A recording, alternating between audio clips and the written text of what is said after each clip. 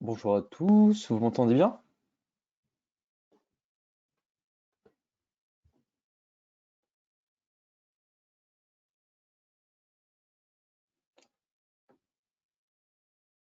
En ce dimanche matin pluvieux, je vais vous faire la conférence de neuroréanimation. Donc la neuroréanimation, c'est pas un item en soi, mais ça regroupe plusieurs items avec le traumatisme crânien, l'hémorragie méningée, les AVC, etc.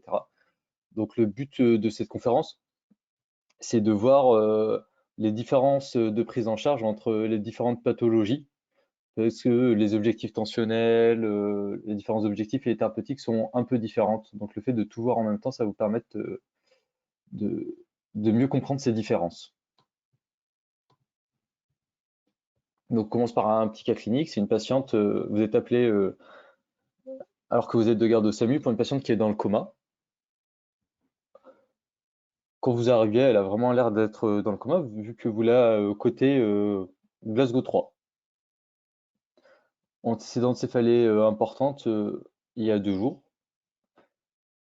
Euh, Niveau respiratoire, ça va. Une hypertension artérielle et au niveau des pupilles, une anisocorie.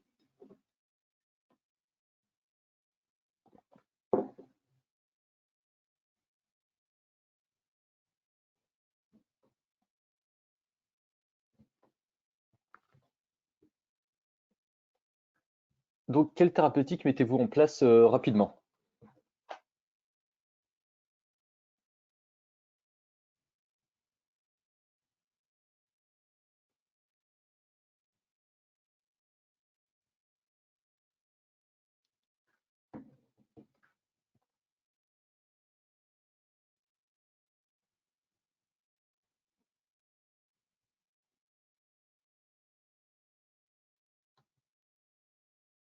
Donc, on me dit intubation.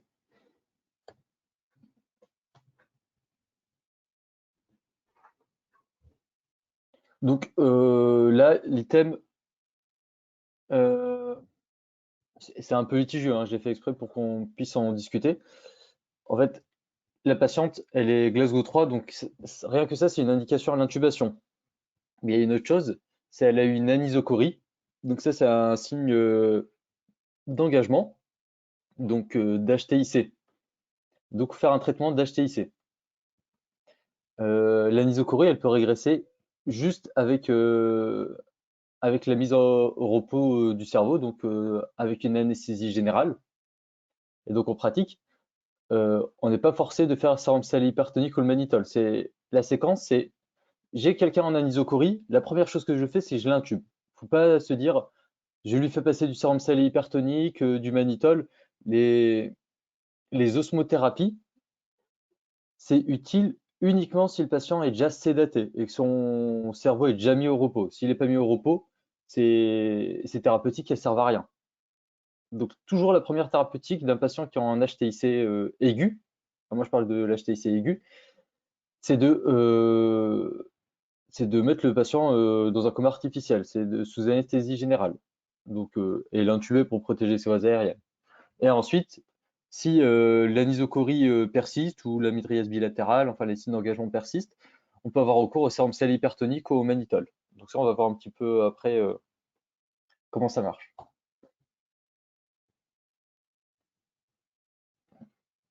Donc là, vous l'intubez, vous lui faites une osmothérapie, l'anisocorie régresse et vous l'amenez au déchocage. Et donc, qu'est-ce que vous faites au déchocage? Est-ce que si on a une récidive de l'anisocorie, on transfère d'emblée la patiente au bloc opératoire? Est-ce qu'on lui fait des Dopplers transcrâniens? Est-ce qu'on l'amène au scanner le plus rapidement possible? Est-ce qu'on lui met en place des cathéters fémoraux? Et est-ce qu'on met en place une hypothermie thérapeutique?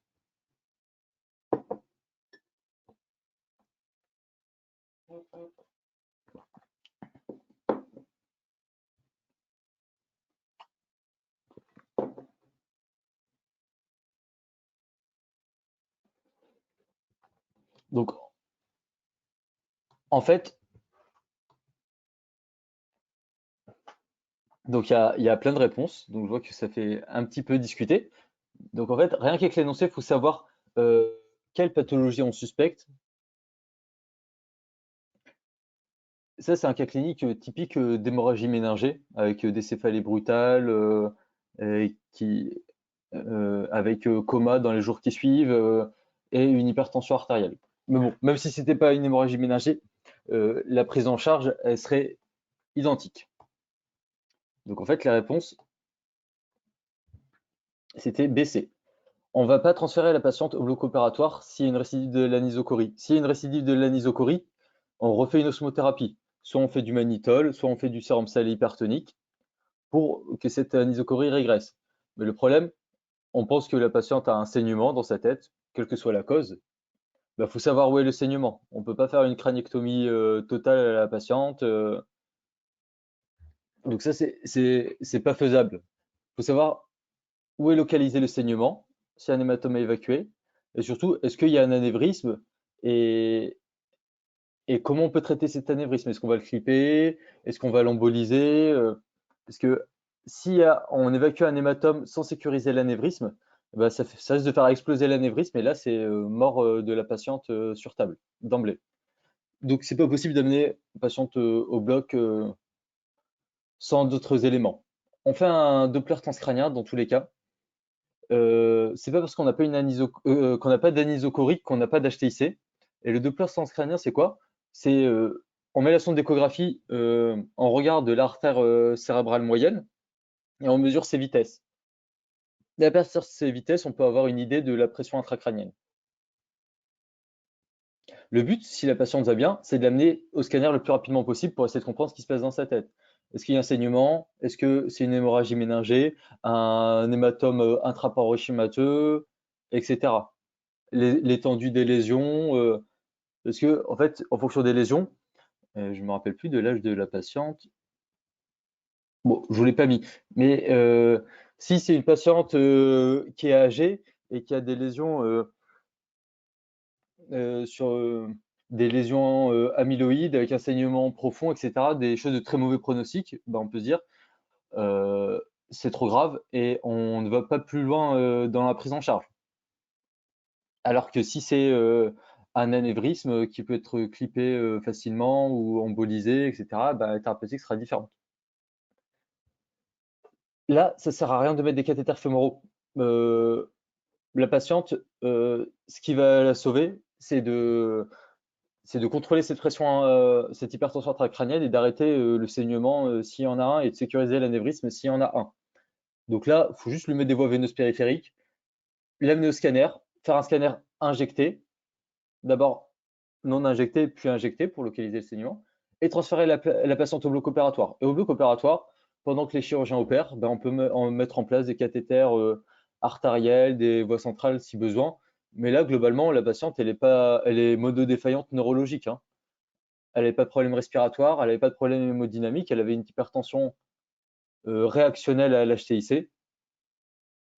Donc, il n'y a pas d'indication à mettre des cathéters en urgence. Et l'hypothermie thérapeutique, ça n'a pas du tout sa place en aigu. L'hypothermie thérapeutique, les indications, ça peut être dans certains types d'arrêt cardiaque et en cas d'HTIC réfractaire.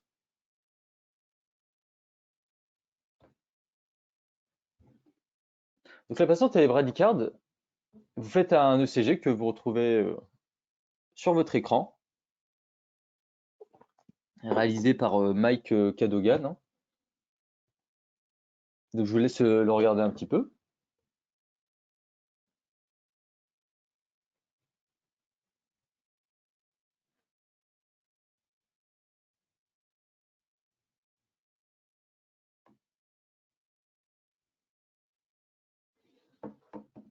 Donc globalement, ce qu'il faut voir, c'est le sus décalage ST,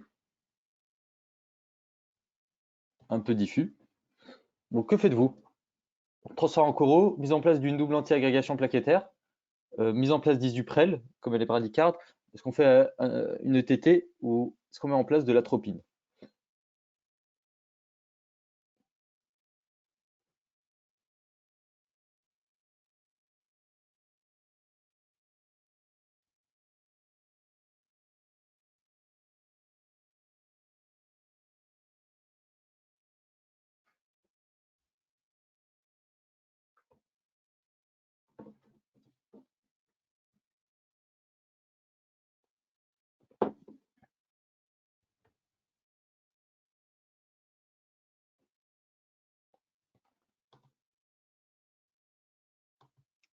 Donc là, il y a une seule chose à faire, c'est de faire l'échographie de débrouillage.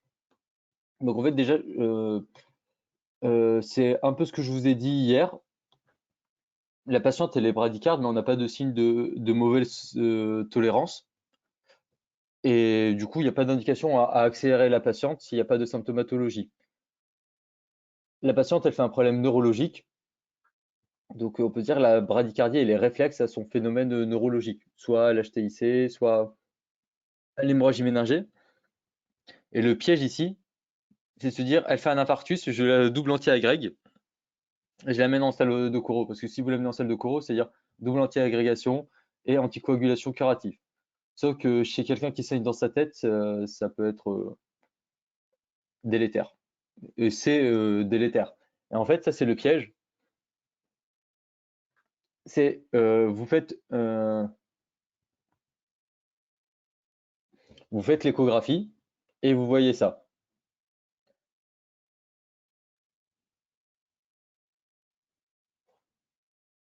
Donc, est-ce que vous arrivez déjà à vous repérer je ne sais pas si je peux mettre mon pointeur.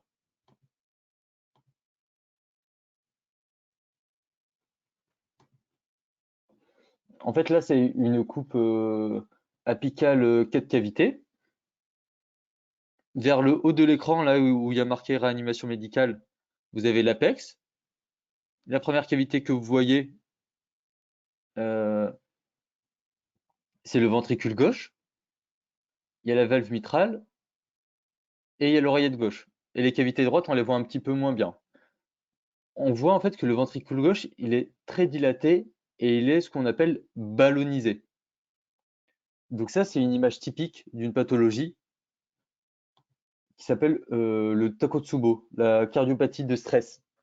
Et donc en fait, en cas d'hémorragie méningée, c'est assez fréquent d'avoir un Takotsubo associé et c'est dans les causes de sus-décalage ST de causes non coronariennes. Et donc, c'est la question que je vous ai posée un petit peu après. La patiente, elle a cette image à l'ETT et elle est stable sur le plan hémodynamique. Donc, que faites-vous? Donc, je vous ai un petit peu aiguillé.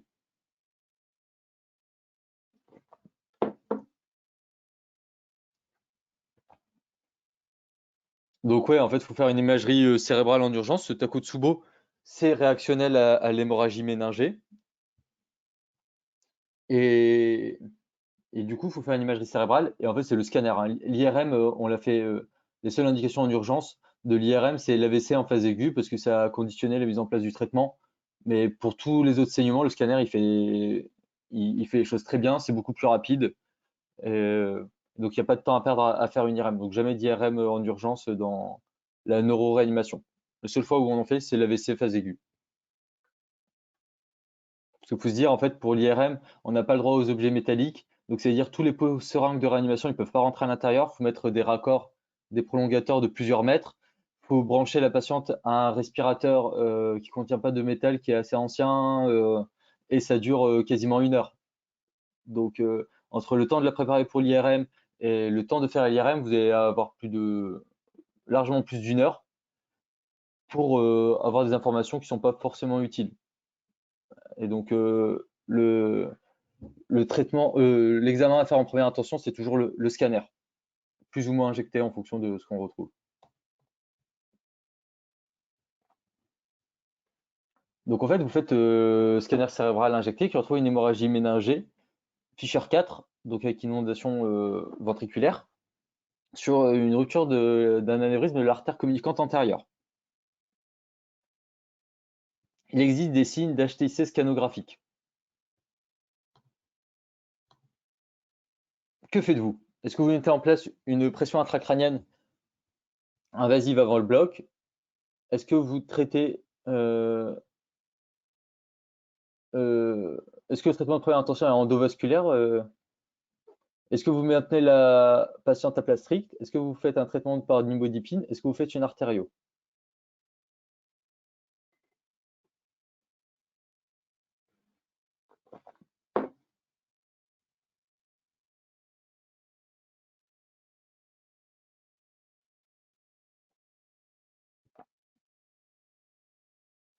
Donc là, ça commence à être un petit peu plus compliqué parce que c'est du traitement un peu plus spécialisé, mais en fait, tous ces traitements, ils en parlent dans le collège, donc le but, c'est de pouvoir les hiérarchiser un petit peu.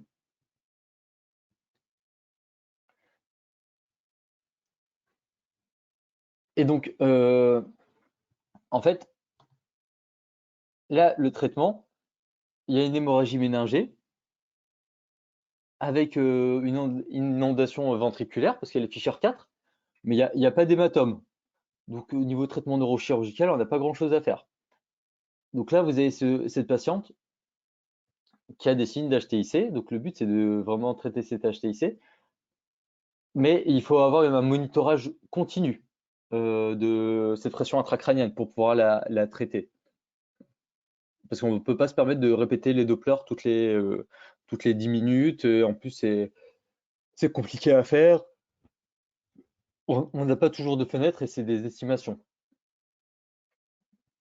Donc en fait, on met en place une pique. Donc une pique, c'est pas compliqué à mettre en place, hein. On fait un petit forage au niveau du crâne et on met un capteur dans le parenchyme cérébral. Donc là, la patiente, euh,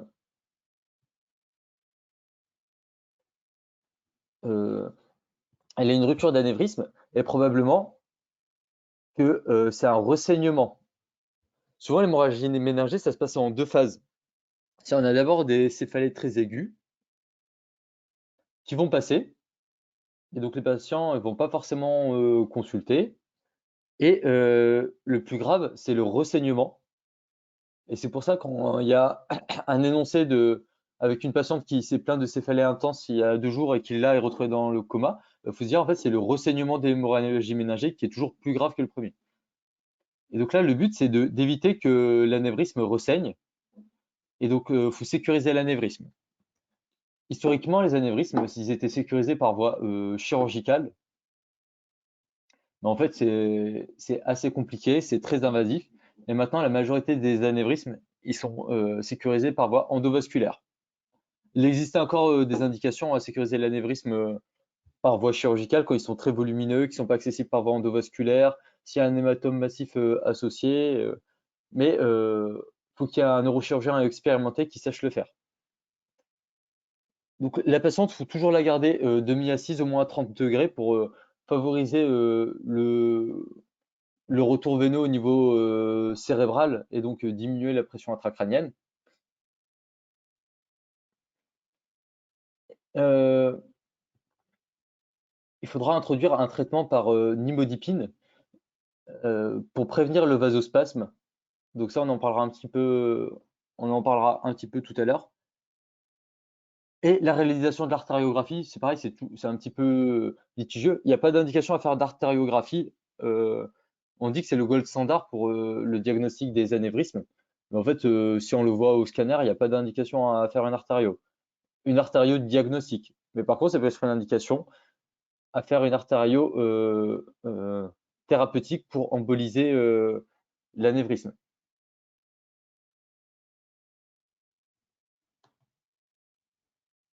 Donc oui, c'est exactement ce que tu dis, ça peut être thérapeutique, mais par contre, en fait, faut pas la faire d'emblée, l'artériographie. Faut d'abord conditionner la patiente, faut d'abord mettre en place une pression intracrânienne invasive, et ensuite bah, discuter, est-ce que c'est le moment opportun de le sécuriser, est-ce qu'il faut le sécuriser en urgence, est-ce qu'il faut attendre de stabiliser un peu plus la patiente sur le plan de l'HTIC, parce que l'artériographie, la sécurisation de l'anévrisme, ça va pas faire diminuer la pression intracrânienne.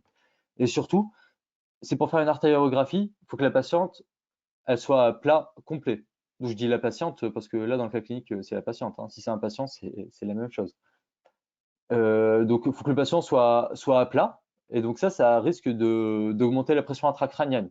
Donc faut d'abord que la pression intracrânienne elle soit stabilisée pour, euh, pour faire l'artériographie. Si elle n'est pas stabilisée, il faut discuter d'autres thérapeutiques, la mise en place d'une dérivation ventriculaire externe, donc un petit drain qui va dans les ventricules et qui draine du liquide pour diminuer la pression intracrânienne. Et souvent, c'est ça qui est fait, c'est on met en place, quand ils ont des HTIC, on met en place PIC plus une dérivation ventriculaire externe. Comme ça, au moment où on fait l'artériographie et que le patient est à plat complet, s'il fait des poussées de pression intracrânienne, mais il suffit qu'on draine un petit peu de LCR pour faire diminuer cette pression intracrânienne.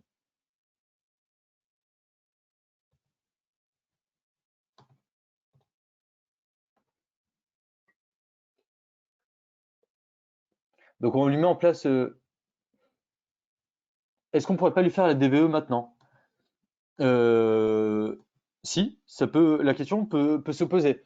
En fait, faut voir l'état d'HTIC de la patiente. Faut voir l'état de ses ventricules. Les indications de la DVE, vous avez pas à les connaître, mais c'est juste là. On a des signes d'HTIC au scanner, mais on ne sait pas comment on est. Le premier traitement de l'HTIC, c'est la sédation. Donc, est-ce que les sédations sont assez importantes? Parce qu'on peut faire ce qu'on appelle des triples sédations. C'est-à-dire, on cuirarise la patiente et on peut mettre deux hypnotiques différentes pour vraiment approfondir l'anesthésie. Et ça peut suffire pour,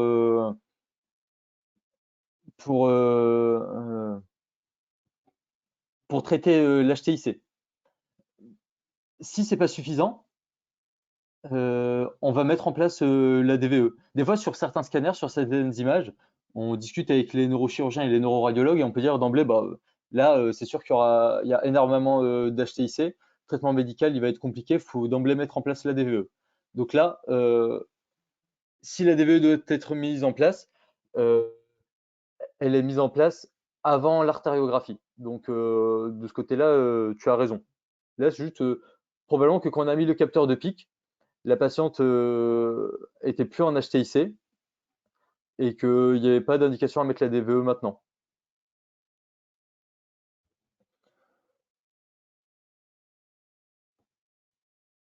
Mais ouais, s'il y avait de l'HTIC qui avait une indication à la DVE, c'est avant l'artériographie. C'est pic DVE au bloc opératoire, puis on pousse les patients au bloc de neuroradiologie qui est juste à côté du bloc de neurochirurgie pour pas perdre de temps.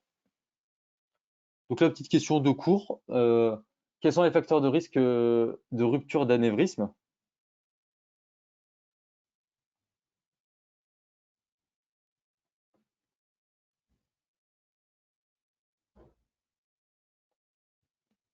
Donc,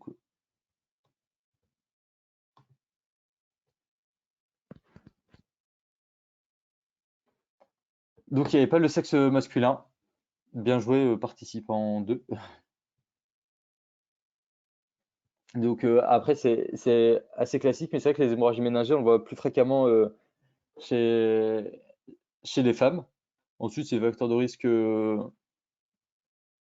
cardiovasculaire classique. Et le seul truc à savoir qui est un peu particulier, c'est les anévrismes de la circulation postérieure. Donc l'hémorragie méningée, le tableau clinique, pas grand-chose. Des céphalées qui sont brutales et dans les cas cliniques, ils vont insister sur le caractère inhabituel chez les patients migraineux, etc. Donc ils disent céphalée en coup de poignard, inhabituel. Il va y avoir un syndrome méningé, parce que bah, voilà, c'est une hémorragie méningée, hein, donc syndrome méningé, c'est pas que égal à méningite infectieuse, mais hémorragie méningée. On va voir ensuite des choses non spécifiques. On va avoir des signes d'HTIC et on peut avoir des déficits neurologiques focaux, donc des signes de localisation. On peut avoir, en fonction de là où est l'anévrisme et la zone qui va être comprimée par l'anévrisme, ou s'il y a un hématome associé. Donc, dans ce cas-là, on peut avoir des tableaux qui ressemblent à des AVC. Mais là, le message important que je veux que vous reteniez, c'est qu'il y a des céphalées. Un AVC, c'est pas douloureux. Le parenchyme cérébral, il n'y a pas de terminaison nerveuse algique. Donc, quand un patient fait un AVC, il n'a jamais de céphalée. S'il a des céphalées, c'est qu'il y a une atteinte méningée associée ou qu'il y a autre chose. Quand on fait un anévrisme de l'artère sylvienne, il y a zéro douleur. Il n'y a que des symptômes négatifs dans l'AVC. C'est perte de fonction, mais pas de symptômes positifs. Et la douleur, c'est un syndrome positif. C'est quelque chose en plus. Et donc ça, c'est vraiment important à retenir. Vous pouvez vous dire que les patients, on peut opérer un patient d'une tumeur cérébrale éveillée. Je ne sais pas si vous avez déjà vu des vidéos où au bloc opératoire en neurochirurgie, des fois, il y a des patients, ils sont conscients et ils se font opérer du cerveau. Euh, et ça permet aux neurochirurgiens de délimiter les zones fonctionnelles des zones non fonctionnelles, des zones importantes, celles qu'il a le droit de couper et celles qu'il n'a pas le droit de couper. Et donc ça, le patient, il est totalement réveillé et ça lui fait pas mal. Et en fait, le patient, il est endormi le temps qu'on lui fasse le volet de craniectomie, parce que ça, le scalp et l'ouverture des méninges, c'est quelque chose de très douloureux. Donc, ça se fait sous anesthésie générale. Ensuite, une fois que ça c'est fait, on réveille le patient et le retrait de la tumeur ou la délimitation de la zone chirurgicale au bistouri électrique, eh ben, ça se fait chez un patient qui est réveillé. Donc, le cerveau, ça ne fait pas mal. Donc, s'il y a des douleurs, c'est qu'il y a une atteinte méningée. Donc, AVC avec céphalée, c'est pas un AVC classique, c'est une hémorragie méningée. Et ensuite, on va avoir.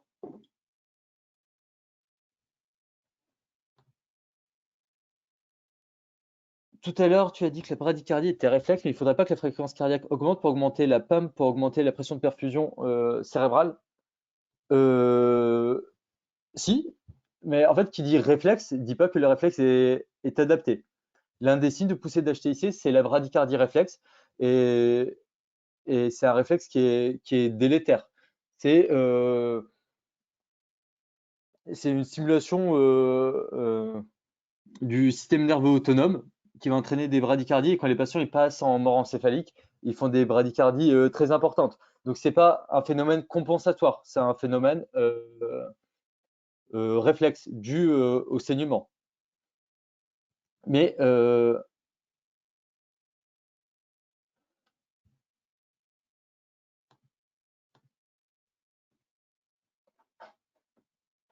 et du coup, pourquoi on n'a pas mis l'Isuprel? Parce qu'en fait, l'Isuprel, euh, là, on ne te dit pas que la patiente elle est en bas débit cardiaque, hein.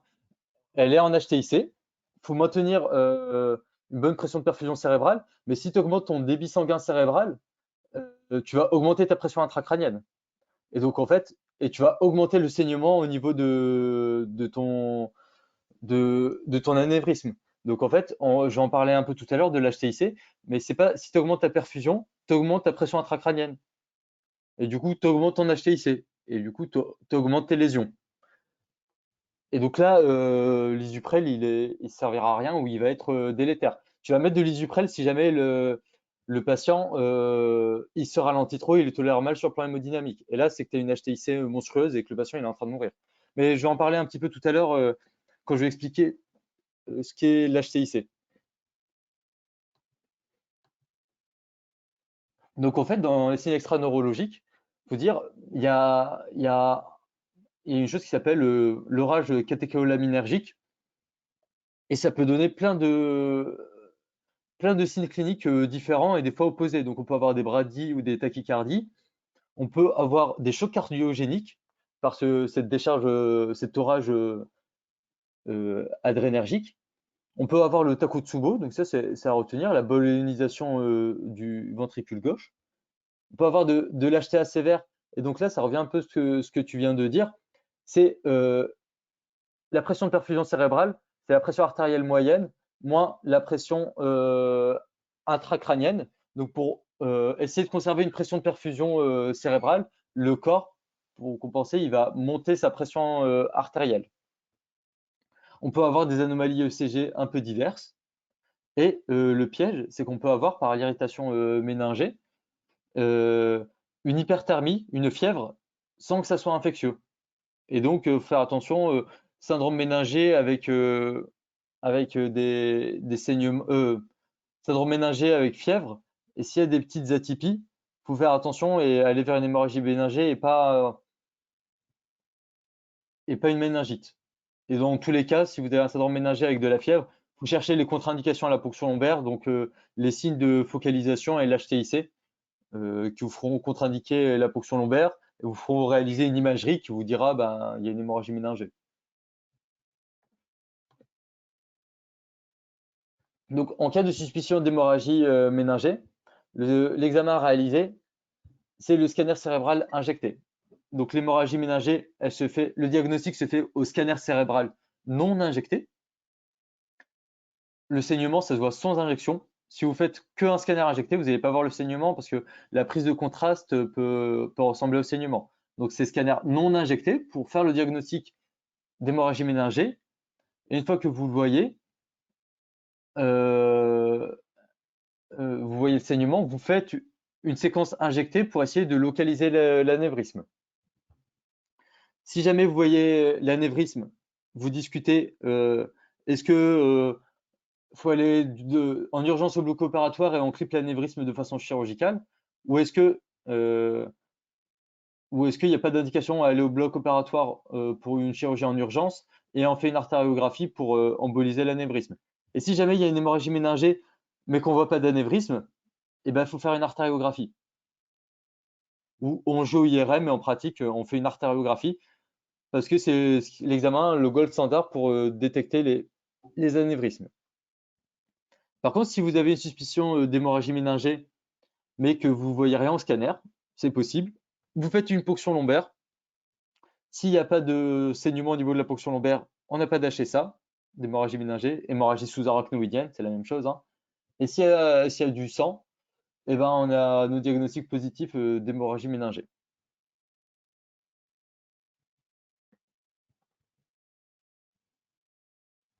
Donc, ça, c'est une petite image de Doppler transcrânien. Donc, le gros trait rouge que vous voyez, c'est l'artère cérébrale moyenne. Et on va faire un flux Doppler dessus pour mesurer les vitesses au niveau de cette artère cérébrale moyenne. Et on va avoir différentes vitesses qu'on va analyser. Le pic, ce qu'il y a de plus haut, c'est la vitesse systolique. Le plus bas, la vitesse diastolique. Et on aura la vitesse moyenne. À partir de ça, on peut déterminer plusieurs choses. Euh,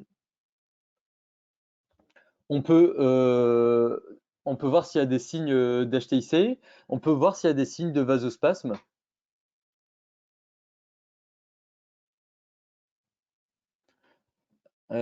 J'ai une question sur est-ce qu'on peut faire un traitement endovasculaire s'il y a un anévrisme parce que l'arbre diagnostique laisse penser que c'est chirurgical en première intention? Non, en fait, ce qu'il dit, c'est est-ce que tu as un anévrisme? Oui. Et est-ce qu'il y a une indication à réaliser une chirurgie en urgence? Imagine, en fait, tu as un hématome euh, très important avec une déviation de la ligne centrale très importante. Et là, l'urgence, c'est d'évacuer cet hématome. Donc, dans ce cas-là, si tu as une indication à évacuer l'hématome en urgence, eh ben, tu vas évacuer cet hématome et tu vas en profiter pour clipper l'anévrisme.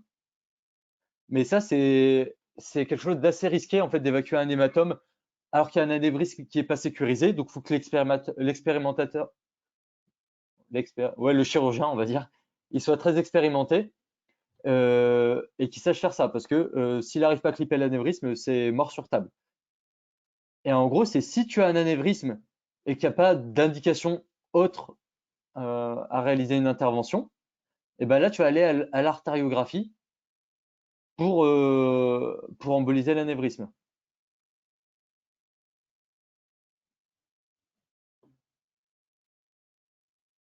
Mais c'est vrai que c'est un peu mal dit en fait entre la chirurgie en urgence non et qui mettent l'angio IRM. En fait, c'est juste que euh,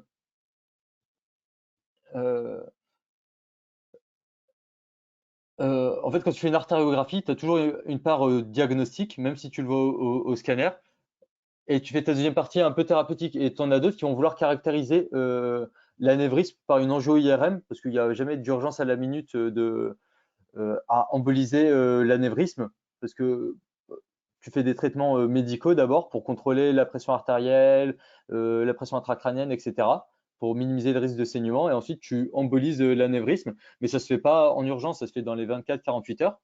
Et tu as des centres qui vont d'abord caractériser l'anévrisme par une artério-diagnostic ou par une angio-IRM. Mais en fait, ce qu'il faut retenir, c'est j'ai un anévrisme à mon scanner. Est-ce qu'il faut que le patient il aille au bloc opératoire en urgence? Oui, on l'emmène au bloc pour qu'il se fasse évacuer son hématome et clipper l'anévrisme.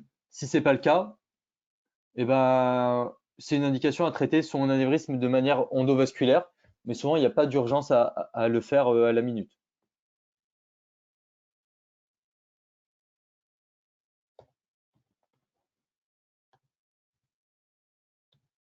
Donc, je vous disais, oui, deux indications du Doppler transcranien, c'est vérifier qu'il n'y ait pas d'HTIC. Mais une fois que le patient a son capteur de pic, bah, c'est plus trop utile de faire des Dopplers répétés. Mais ça peut aussi donner des signes, montrer s'il y a un vasospasme. Parce que quand on a un vasospasme, on a une augmentation très importante des vitesses systoliques. Et donc, chez les patients, quand le vasospasme, c'est facile à diagnostiquer quand le patient est conscient, parce que ça fait comme un AVC ischémique. On va avoir une perte de fonction, un, un déficit brachial, une aphasie brutale, etc. Mais par contre, quand le patient est dans le coma parce qu'il avait de l'HCIC, et ben là, s'il fait un vasospasme, on ne va pas le voir. Et pour ça, on va le monitorer en lui faisant des Dopplers transcrâniens de manière répétée. Et s'il y a une augmentation brutale des vitesses systoliques au niveau de l'artère cérébrale moyenne, ben, on peut penser qu'il fait un vasospasme.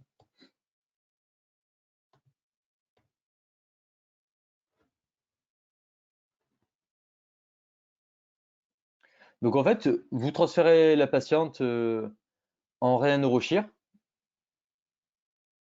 tout va bien jusqu'à J5 où la patiente devient somnolente.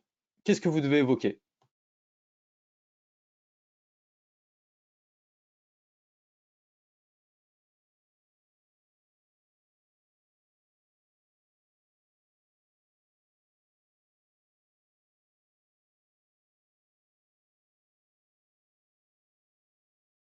Donc on me dit saignement et vasospasme. Et ben en fait, il faut tout évoquer. Ouais, bah avec la réponse suivante, on avait quasiment tous les éléments. En fait, vous allez voir, c'est assez logique. euh, c'est assez logique de retenir ces complications. Et c'est des complications qui sont très classiques. L'hydrocéphalie, pourquoi? Quand le patient il fait une hémorragie méningée, il y a le saignement qui va aller dans les ventricules et qui va se mettre au niveau des trous de Pacchioni là, qui servent à résorber le LCR. Et donc, en fait, ce sang, il va boucher ces petits trous et il va empêcher la résorption du LCR. Et donc, le LCR, il va plus être résorbé et donc il va s'accumuler, ça va faire de l'hydrocéphalie. Et donc, hydrocéphalie, ça fait des troubles de conscience. Le saignement intracrânien, pourquoi? Donc, normalement, quand l'anévrisme est sécurisé, il n'y a quasiment aucune chance qu'il ressaigne. Mais par contre, après la mise en place de coil, etc., on peut avoir besoin euh, d'anti-agrégés, voire même d'anticoaguler de manière semi-curative, voire curative le patient, pour éviter euh, qu'il y ait des thromboses qui se forment au niveau des vaisseaux intracrâniens. En fait, c'est un petit peu comme si on mettait un stent, c'est du matériel étranger, ça peut favoriser la formation de caillots. Et donc, des fois, en fonction du matériel utilisé, du type d'anévrisme, etc., les neuroradiologues interventionnels peuvent nous demander d'anticoaguler ou d'anti-agréger les patients. Et on a mis en place un capteur de pic dans le parenchyme cérébral. Et ben, le capteur de pic, ça peut favoriser aussi les saignements. Donc, le vasospasme, j'en parlerai un petit peu après, mais c'est la complication classique de l'hémorragie méningée entre J5 et J15 en moyenne. Et donc, ça peut faire une dégradation de l'état de conscience du patient. L'hyponatrémie, on va le voir, il y a plusieurs mécanismes. Il y a le syndrome de Pertencel, il y a le SIADH. C'est des patients qui vont avoir des balances hydrosodées un peu déséquilibrées entre les apports qu'on leur met avec les osmothérapies, les hydratations, des diurèses réactionnelles, etc. Et ils sont sujets à faire des hyponatrémies. Et qui dit hyponatrémie dit œdème cérébral et dit trouble de conscience. Et l'épilepsie, dès qu'il y a un saignement au niveau du cerveau, ça peut faire des cicatrices d'hémosidérine et donc ça peut être pro-épileptogène.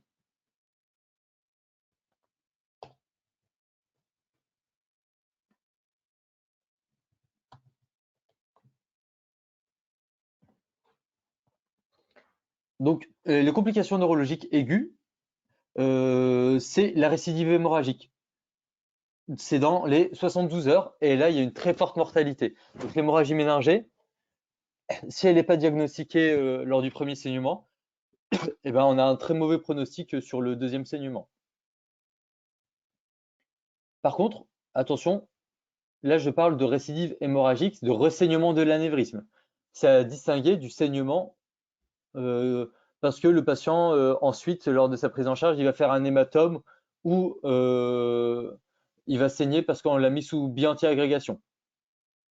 La récidive hémorragique, je parle de récidive hémorragique, ressaignement de l'anévrisme. Une fois qu'il est sécurisé, il n'y a plus de risque qu'il ressaigne cet anévrisme. Et si on fait des complications hémorragiques, c'est lié à la bi-anti-agrégation, à l'anticoagulation, à la mise en place de la PIC. Et c'est différent. Donc, le vasospasme, classiquement, ils écrivent dans le collège entre J4 et J12. On peut retenir entre J5 et J15, c'est assez simple à retenir. Et on met un inhibiteur calcique, le Nimotop, qui va prévenir ce vasospasme parce qu'il a une action au niveau des vaisseaux intracrâniens. Et dans les facteurs de risque d'apparition d'un vasospasme, il y a l'hyponatrémie et l'hypotension. Parce que vous comprenez, si vous avez une hypotension artérielle, il va y avoir des phénomènes de compensation et d'autorégulation qui vont jouer euh, sur le tonus des vaisseaux intracérébraux et donc qui peuvent du coup favoriser ce vasospasme. Donc le but c'est de maintenir toujours une bonne perfusion cérébrale et une bonne hémodynamique. Donc le diagnostic il est clinique chez les patients qui sont conscients. La majorité, moi je vous parle des hémorragies méningées graves parce que les hémorragies méningées non graves, bah, on fait pas grand chose quoi. On les regarde et on attend que on leur mette du Nimotop et on attend que ça passe. Mais il n'y a pas beaucoup de thérapeutiques. Donc la majorité des hémorragies méningées sont hospitalisées et on attend, on les surveille cliniquement pour voir qu'il n'y ait pas de signes de vasospasme, qu'ils ne fassent pas d'AVC avec une hémiplégie brutale, une, euh, une aphasie. Et par contre, quand le patient est dans le coma, c'est plus compliqué à surveiller. Et donc là, on va avoir différents types de monitorage qu'on va pouvoir utiliser. Donc il y a le Doppler transcrânien. Donc le problème du Doppler transcrânien, c'est que c'est un monitorage discontinu, c'est-à-dire on va avoir les vitesses au niveau de l'artère cérébrale moyenne, donc il faut les faire de manière bilatérale, mais au moment où on le fait. Mais si le patient fait un vasospasme une demi-heure après, ben, on ne le verra pas. Et donc les Dopplers, on ne peut pas les faire toutes les heures, parce qu'il faudrait qu'il y ait un médecin qui passe son temps à faire que ça. Et il y a un moyen continu pour mesurer la perfusion cérébrale, la PTiO2. En fait, la PTiO2, c'est un capteur qu'on met comme une pique au niveau d'une zone et qui va mesurer l'oxygénation cérébrale. C'est un peu comme la saturation en oxygène qu'on met au bout du doigt, mais là on le met à l'intérieur du cerveau. Et donc cette saturation en oxygène au niveau cérébral, bah, si elle chute brutalement, ça peut être un signe de vasospasme. Et du coup, si elle chute brutalement, ben, on va au scanner, surtout on fait une artériographie pour voir s'il y a un vasospasme et on fait un traitement endovasculaire de ce vasospasme. Le problème de la PTO2, c'est pareil, c'est qu'on met le capteur à une certaine zone, dans une certaine zone, mais si jamais le patient fait le vasospasme dans une autre zone, ben, on ne sera pas bon. Et la PTO2 va pas chuter, on va passer à côté du diagnostic. Si on a un doute, que ce soit clinique ou paraclinique, etc., on fait une artériographie. Donc, dans ce cas-là, avec l'artériographie, ben, on va injecter du produit de contraste et on va voir le calibre des vaisseaux. Donc, s'ils sont normaux, pas de vasospasme. Et s'ils sont pas normaux, ben, on va injecter du Nimotop, des vasodilatateurs euh, in situ pour permettre de traiter ce vasospasme. Et dans des cas un peu plus compliqués, en fait, l'artériographie, elle permet de voir les gros vaisseaux. Mais on peut aussi avoir des vasospasmes au niveau de la microcirculation, et là, on ne le voit plus. Et on peut faire des scanners de perfusion pour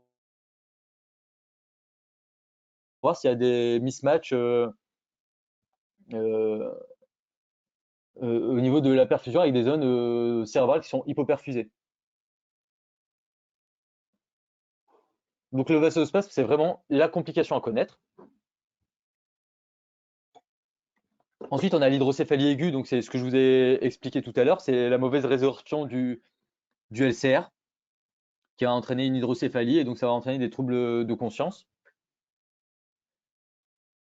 Et donc le traitement de l'hydrocéphalie aiguë, c'est pas très compliqué, hein, c'est on met en place une DVE pour drainer le surplus de LCR. Et en cas d'hémorragie méningée, bah, il y a pas mal de patients qui ont une DVE.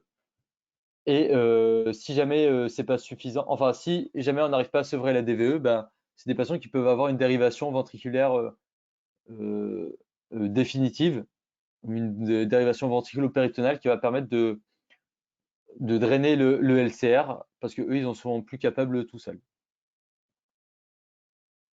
L'épilepsie, c'est de mauvais pronostics. C'est lié à l'hypoperfusion cérébrale, au saignement, au bas débit. Mais par contre, ce qu'il faut retenir, c'est qu'il n'y a pas de prophylaxie à réaliser en première intention. C'est-à-dire, c'est si le patient, euh, quand le patient fait une hémorragie méningée, on ne met pas de traitement antiépileptique prophylactique. C'est le traitement épileptique, c'est seulement si on fait une crise d'épilepsie. Parce que le problème, c'est si vous mettez des antiépileptiques à tout le monde, eh ben, vous ne saurez pas quel patient aurait convulsé et quel patient n'aurait pas convulsé, et chez qui il faut les continuer, et chez qui il faut les arrêter. Donc, antiépileptique seulement si le patient a convulsé.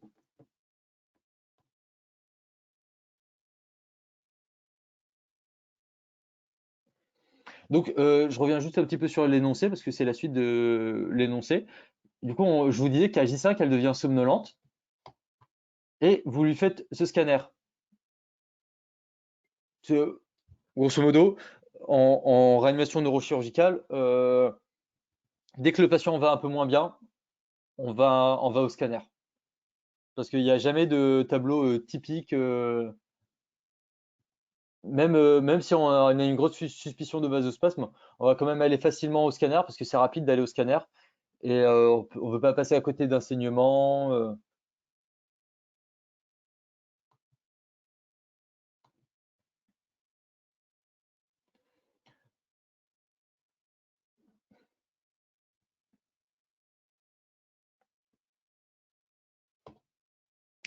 Donc, ouais, niveau des réponses, en fait, on met en place une DVE. Bravo. Donc là, sur le scanner, il y a des signes d'hydrocéphalie. euh, D'hydrocéphalie avec des dilatations ventriculaires. Donc là, c'est l'indication de mettre en place une DVE. Euh, la DVP, c'est en cas d'hydrocéphalie chronique. Antiépileptique, je vous l'ai dit, jamais d'antibio-prophylaxie. Et la PIC, en fait, là, elle a pas sa place maintenant. En fait, il faudrait que on- je sais qu'on pourra me dire, oui, mais probablement, les troubles de conscience, ça peut être lié à une HTIC, donc il faut mettre en place la PIC. Donc déjà, normalement, elle a déjà sa PIC qui est en place, mais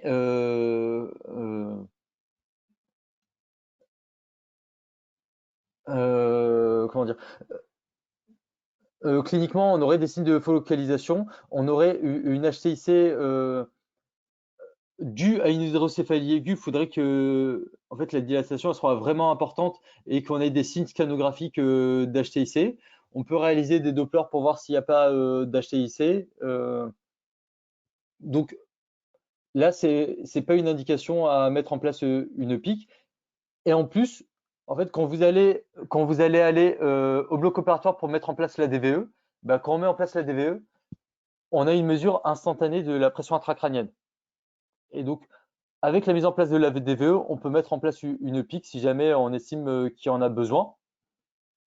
Mais avec ce scanner-là, avec des troubles de la conscience, on va rapidement au bloc opératoire, on met en place la DVE, et avec la DVE, on a une mesure précise. En fait, quand les chirurgiens mettent en place la DVE, ils font le zéro, parce que la pression au niveau du LCR, elle se compare par rapport à la pression atmosphérique. Et donc, ils sont obligés de faire un zéro. Et donc là, ça nous donne une mesure instantanée de la pression intracrânienne. En fonction de ça, si la pression intracrânienne elle est trop élevée, eh ben, on peut rajouter une pique. Et si elle n'est pas élevée, eh ben, on met juste la DVE. Et ensuite, une fois qu'on a la DVE qui est en place, on peut faire des mesures discontinues de pression intracrânienne, même si on n'a pas mis de capteur de pic avec. Ça nous mesure la pression intraventriculaire, une PIV, mais la pression elle est égale un peu partout, donc la pression intraventriculaire, c'est comme la pression intracrânienne.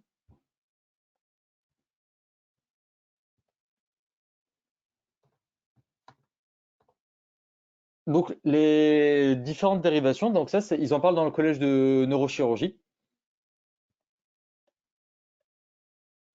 Donc il y a les dérivations ventriculaires externes, donc c'est ce qu'il y a à gauche.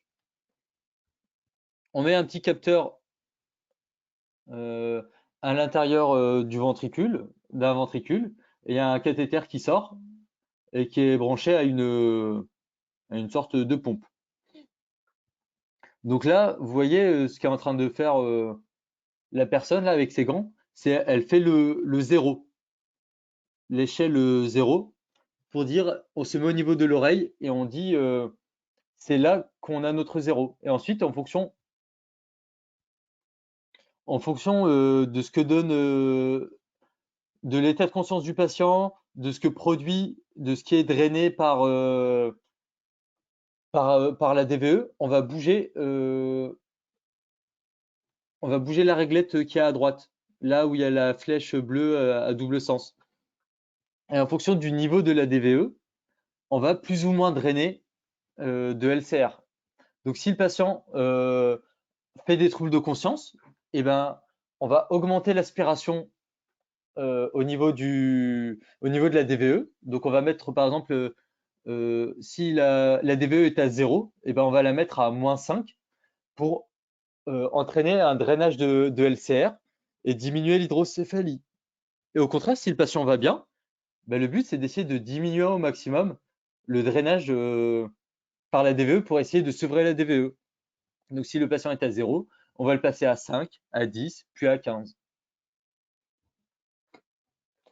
Et ensuite, bah, si jamais on n'arrive pas à sevrer cette DVE, si dès que on diminue le niveau de drainage de la DVE, bah, le patient fait des troubles de conscience, il repasse en hydrocéphalie, et ben faut mettre en place une dérivation ventriculaire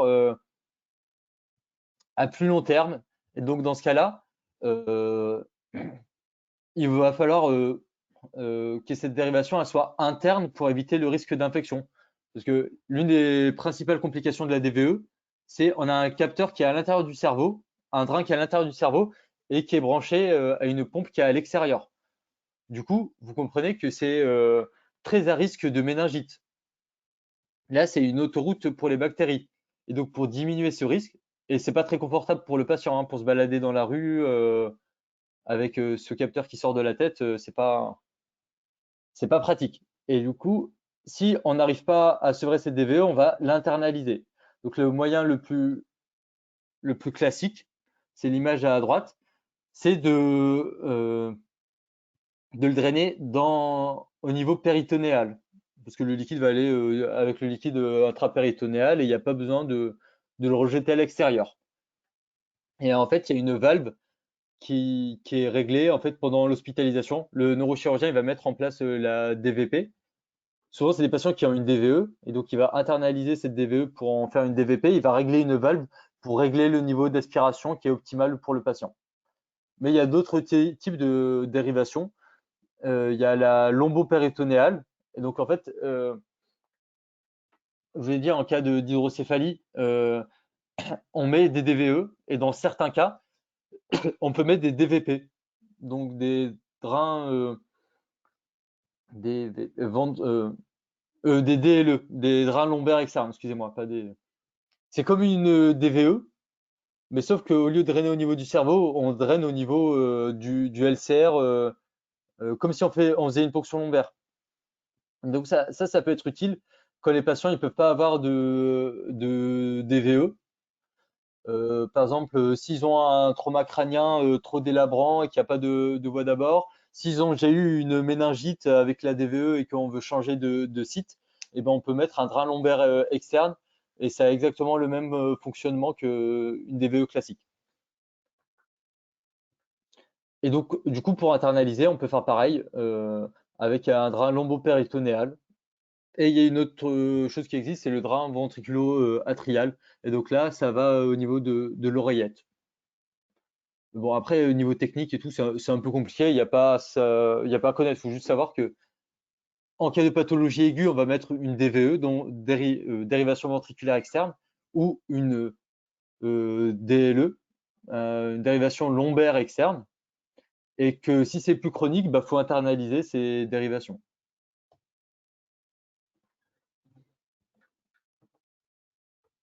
Finalement, en fait, j'ai repris le même cas clinique. Et cette fois, le scanner que vous faites, vous ne retrouvez pas la même image que tout à l'heure, mais il est normal. Et niveau biologique, on a une hyponatrémie à 132. Quelle est votre hypothèse diagnostique?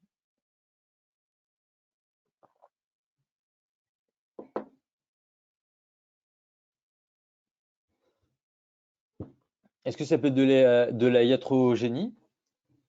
Est-ce que c'est un syndrome de Pertencel? Est-ce que c'est un diabète insipide? Effet secondaire du mannitol? SIADH?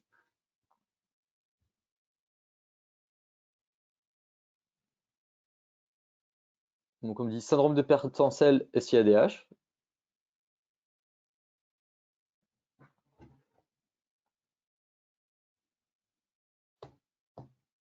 Donc, c'était bon, mais il faut toujours penser à la iatrogénie en cas d'hyponatrémie. L'une des principales causes d'hyponatrémie en hospitalisation, c'est la iatrogénie et c'est la mise en place de solutés un peu hypotoniques. Donc, il faut se dire, dès que les patients ils sont hospitalisés, qu'ils ont une perfusion qui est mise en place, ben, on a un risque d'entraîner des hyponatrémies. Donc, premier réflexe, c'est de vérifier quelle est l'hydratation du patient. Parce que en fait, c'est assez compliqué quand les patients ils sont en réanimation, en soins intensifs et qu'ils sont à jeun et qu'ils ont des apports assez faibles. Bah, le but, c'est de leur apporter des apports hydriques suffisants et pour éviter les déshydratations. Mais tout ce que vous allez apporter, ça va être mis en relation avec ce que le patient prend déjà et notamment ce qu'il prend au niveau solide et liquide. Et donc, même si vous prescrivez correctement votre réhydratation. Si du jour au lendemain, il commence à manger moins de sel ou au contraire à boire beaucoup plus d'eau, eh ben, ça peut entraîner des hyponatrémies ou des dysnatrémies en général. Donc, toujours évoquer la iatrogénie. Ensuite, le mannitol, vous savez comment ça fonctionne, le mannitol? Peut-être, je ne sais plus si j'en parle après. Euh, ouais, si j'en parle après. De toute façon, le mannitol, on l'a mis en phase aiguë, donc ça a un délai d'action très court et très rapide. Donc l'effet secondaire, le mannitol, ça va plutôt entraîner des déshydratations intracellulaires et donc des hypernatrémies. Diabète insipide, c'est pareil. Un diabète insipide, ça entraîne des hypernatrémies. C'est des patients qui vont uriner énormément et avoir des hypernatrémies. Et du coup, les deux causes à connaître, c'est le syndrome de Pertencel et le SIADH. Donc en fait, c'est quoi le syndrome de Pertencel? C'est une entité un peu obscure, c'est un peu compliqué à diagnostiquer. Il n'y a pas de recommandation franche. Souvent, c'est des diagnostics un peu d'élimination. On fait des bilans sanguins et des bilans urinaires et on essaye de comprendre ce qui se passe. Mais c'est dû à une sécrétion inappropriée de BNP et qui va entraîner une élimination excessive de sel plus importante que l'élimination d'eau et qui va entraîner du coup une hyponatrémie. Un SIADH, donc syndrome de sécrétion inappropriée en ADH, ben, on va sécréter de l'ADH qui va nous empêcher d'éliminer le surplus d'eau et donc d'entraîner une hyponatrémie. Donc syndrome de Pertencel, c'est pas qu'on élimine pas euh, qu'on n'arrive pas à éliminer notre eau, c'est qu'on élimine plus de sel que d'eau et donc c'est qu'on a un excès relatif d'eau. Alors que le SIADH, c'est qu'on n'arrive pas à éliminer l'eau.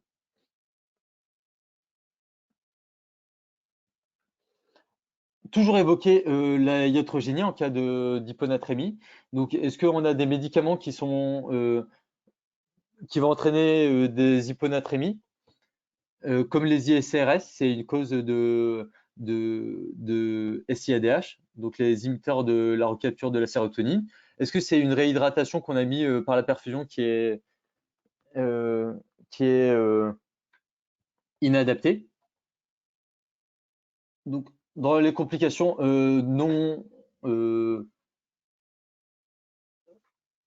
neurologiques des hémorragies méningées, donc il y a on en a parlé tout à l'heure, il y a les complications cardiaques, et on peut aussi avoir des complications pulmonaires, et c'est ce qu'on appelle, on peut avoir de véritables SDRA avec nécessité de mettre en place des thérapeutiques de SDRA avec des cubitus ventrales, et c'est ce qu'on appelle de l'OAP neurogénique. Mais là, pareil, la physiopathologie, elle est compliquée, donc ça peut être des causes un peu cardiaques sur l'orage catécholaminergique, mais il peut y avoir de vraies atteintes pulmonaires. Donc, en cas d'hémorragie méningée, quels vont être nos objectifs tensionnels?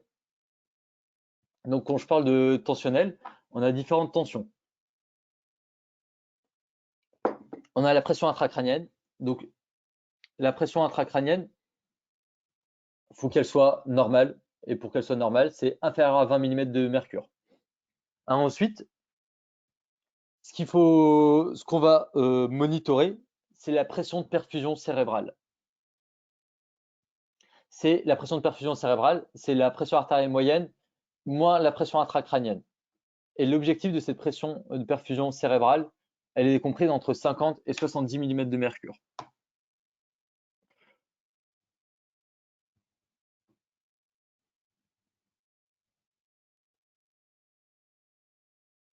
Et on va en parler tout à l'heure de cet objectif de PPC parce qu'elle est un petit peu différente dans le traumatisme crânien.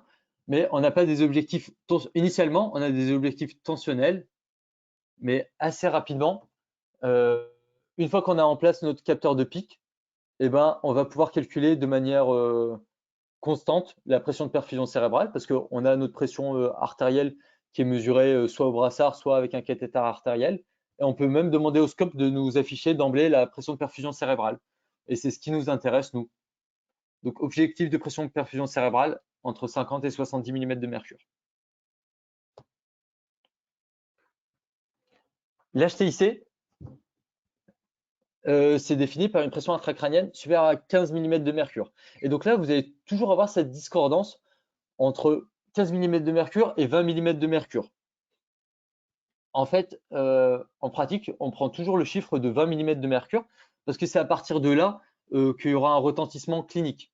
On peut avoir des patients qui ont une pression intracrânienne à 18 et c'est leur pression intracrânienne qui est normale. Et donc, ce qu'il faut retenir, c'est la pression intracrânienne, elle est élevée si elle est au-delà de 15 mm de mercure. Mais l'objectif, quand on traite une hypertension intracrânienne aiguë, c'est d'avoir une pression intracrânienne inférieure à 20 mm de mercure. Donc là, je fais exprès de vous le mettre parce que c'est des choses qui sont écrites dans le collège de neurochirurgie. En fait, c'est quoi la physiopathologie de la pression intracrânienne et de l'hypertension intracrânienne? C'est qu'il y a trois constituants dans la voûte crânienne. La voûte crânienne, c'est une boîte qui est inextensible parce que c'est de l'os. Et il va contenir trois choses. Il va contenir du parenchyme cérébral, du LCR ou LCS, liquide cérébrospinal, et des vaisseaux qui contiennent du sang. Donc il y a ces trois constituants. Et en fait, dès que le volume d'un de ces constituants va augmenter, comme la voûte elle est inextensible, si le contenu augmente, eh ben, la pression elle va augmenter. Ok, est-ce que c'est ok pour vous ça? Ça, c'est vraiment le truc à retenir. J'ai une boîte qui contient différentes choses à l'intérieur. Et si ce qu'elle contient, le volume contenu augmente, ben, la boîte, elle va pas pouvoir augmenter de volume. Donc la pression à l'intérieur de cette boîte, au bout d'un moment, elle va augmenter.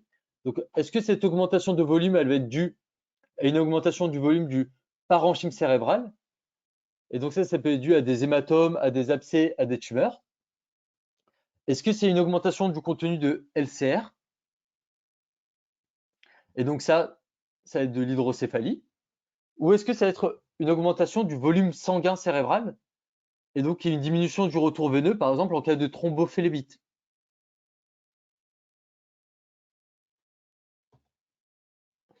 Et donc la conséquence de l'augmentation de cette pression, eh ben, ça va être l'engagement cérébral. Et là, vous voyez au niveau des flèches les différents types d'engagement. En fait, la pression, surtout si elle vient par exemple d'un hématome, si l'hématome est sur le côté droit, eh ben, ça va entraîner une pression qui va aller vers le côté gauche. Et donc, on va avoir un engagement sous-falcique ou un engagement temporal. On peut avoir des engagements au niveau cérébelleux. On peut avoir des engagements au niveau de un peu partout au niveau du cerveau. Et donc, cet engagement, ça va entraîner de l'hyperpression au niveau de cette zone. Et ces zones, elles vont être comprimées. Ça va faire des lésions ischémiques.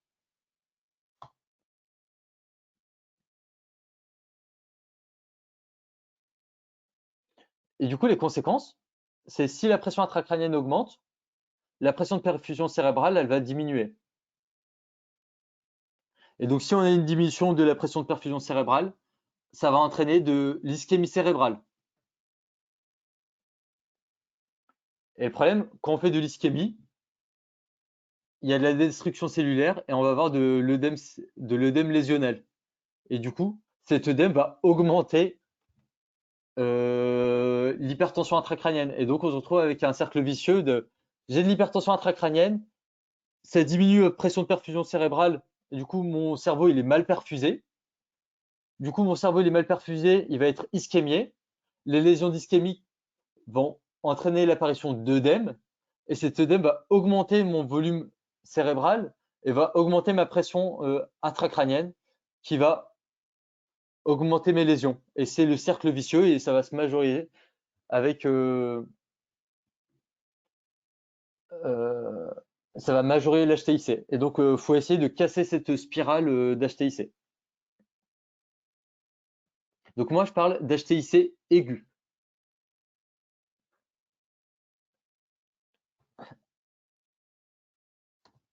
Est-ce que le G10, le G30 sont hypothétiques comme le G5 et donc cause des hyponatrémies? Oui. G10, G30, parce qu'en fait, ton glucose, quelle que soit la quantité de glucose que tu as, il va être métabolisé. Et donc, à la fin, il va te rester de l'eau libre. Et donc, c'est des solutés qui sont hypotoniques. En pratique, le G30, tu le mets quasiment jamais, sauf en cas d'hypoglycémie sévère. Mais, mais si les patients ils sont un peu à tendance d'hypoglycémique, je leur mets du G10, ben c'est un soluté hypotonique. Et donc, ça favorise l'apparition d'œdème cérébral et d'hyponatrémie. Et donc, l'une des complications de l'HTIC, un peu particulière qu'il faut connaître, c'est une ischémie du nerf optique qui a entraîné une cécité. C'est pour ça qu'on peut faire des fonds d'œil.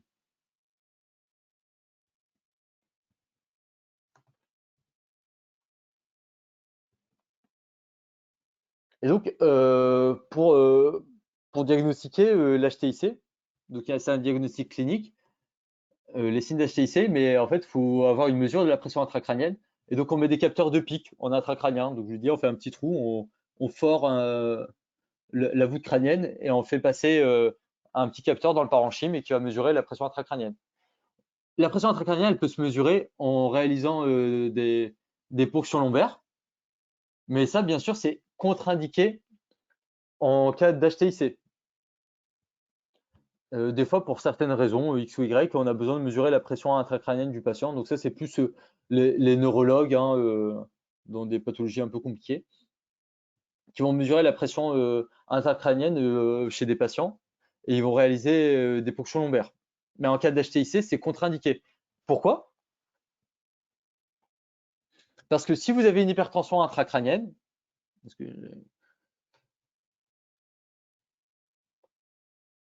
Et là, vous voyez le cerveau, vous avez une hyperpression. Si vous faites une ponction lombaire, vous évacuez du LCR, vous allez entraîner une baisse de pression au niveau de là où vous avez soustrait du LCR.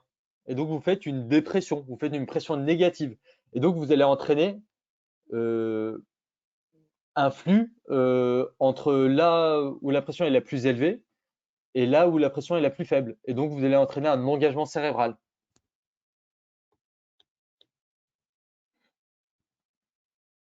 Donc, attention, le scanner cérébral ne fait pas le diagnostic d'HTIC.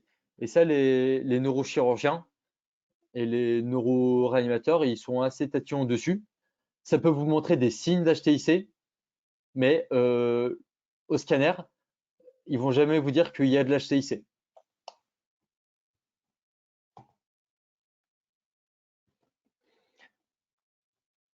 Donc,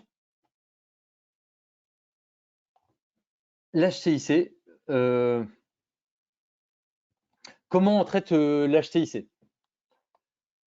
Donc, première étape, c'est de traiter les agressions cérébrales d'origine ischémique, parce que l'HTIC, c'est une agression au niveau du cerveau, et le but, c'est de diminuer ces lésions.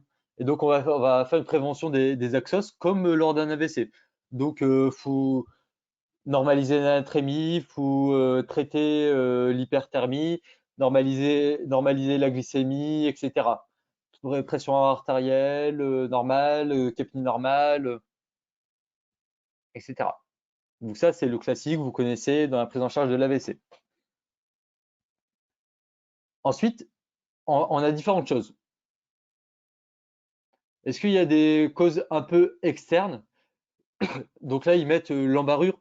Comprenez que si votre voûte crânienne elle est enfoncée à l'intérieur du cerveau, ça peut provoquer de l'HTIC, ou que si vous avez un corps étranger, je ne sais pas, une grosse branche ou une barre métallique qui vous écrase le cerveau, et ben, ça génère de l'HTIC, et dans ce cas-là, il faut aller retirer cette embarrure. Et ils mettent l'abcès. Donc si c'est de l'abcès extracrânien, si vous avez un abcès au niveau des méninges, etc., bah, le fait d'évacuer l'abcès peut traiter votre HTIC. Si c'est des lésions parenchymateuses et des tumeurs ou de l'œdème cérébral, bah, si c'est une tumeur, on peut essayer de retirer la tumeur. Mais si c'est de l'œdème cérébral, bah, le but, c'est de diminuer la pression intracrânienne générée par cet œdème. Donc, on va d'abord, toujours, dans tous les cas, quelle que soit l'étiologie, faire une mise au repos du cerveau. Parce que c'est ce que je vous ai dit tout à l'heure, il y a trois choses contenues dans la voûte crânienne et il y a les vaisseaux sanguins. Et du coup, en mettant le cerveau au repos, on diminue les besoins en oxygène du cerveau et on peut diminuer le débit sanguin cérébral. Et du coup, ça diminue déjà un petit peu la pression intracrânienne. Et ensuite, on a deux choses qu'on peut faire. C'est soit on fait une osmothérapie. L'osmothérapie, c'est quoi? Peut-être. Je vous en parle tout à l'heure, mais en fait, je vais vous en parler maintenant. C'est on met un soluté hypertonique. Et donc là, c'est un peu de la néphrologie de la biophysique de première année. C'est tout ce qui est hypertonique, ça va entraîner des flux d'eau. Ça va toujours aller de là où c'est hypotonique vers là où c'est hypertonique. Hypertonique, hyperosmolaire, ça veut dire exactement la même chose. Donc quand on met un soluté hypertonique, que ce soit du mannitol ou du sérum salé hypertonique au niveau du sang, parce qu'on l'injecte en intraveineux, ça va augmenter la tonicité au niveau du sang et donc ça va entraîner un appel d'eau et donc ça va entraîner des déshydratations intracellulaires et donc ça peut diminuer, si on déshydrate au niveau intracellulaire, ça diminue la pression au niveau cérébral. Donc vous comprenez que c'est pas un traitement étiologique, c'est un traitement symptomatique de l'HTIC et que c'est le temps de traiter l'étiologie. Et si ça marche pas, eh ben, je l'ai dit, la voûte crânienne, c'est inextensible, donc c'est pour ça que la pression, elle augmente. Et ben, on peut faire un volet de craniectomie, un volet décompressif. C'est le neurochirurgien, il va enlever une grosse partie de la voûte crânienne et ça va permettre en fait au cerveau de s'expandre et de diminuer la pression au niveau de ce cerveau. Et donc, vous allez voir, les patients, ils vont avoir le cerveau qui va bomber. On va refermer les méninges, on va refermer la peau surtout. Et donc, les patients, ils vont avoir une grosse bosse. Et ça va permettre de diminuer la pression au niveau du cerveau et de diminuer les lésions cérébrales. Ce qu'on peut faire pour traiter l'HTIC, c'est de diminuer le LCR, parce que si on diminue le LCR, on diminue la quantité, le volume intracrânien. Et pour ça, c'est le rôle de la DVE. Et si c'est une augmentation du volume du cerveau, des vaisseaux, soit parce qu'il y a une malformation artério-veineuse, soit qu'il y a une thrombophlébite, etc., et ben, faut évacuer, faut réaliser une thrombectomie ou traiter la malformation euh, vasculaire.